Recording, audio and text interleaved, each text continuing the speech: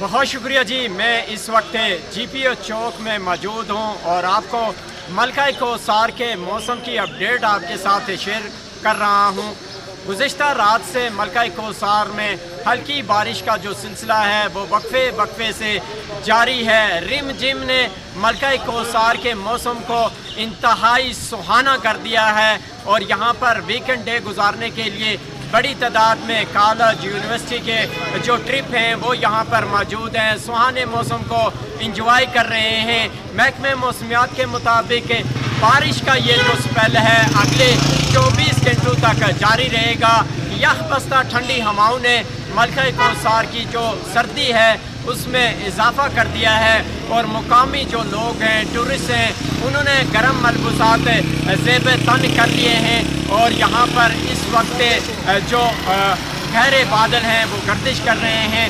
ज़मीन को जो छूती धुंध है उसने मलका कौसार को हुस्न को चार चांद लगा दिए हैं जी।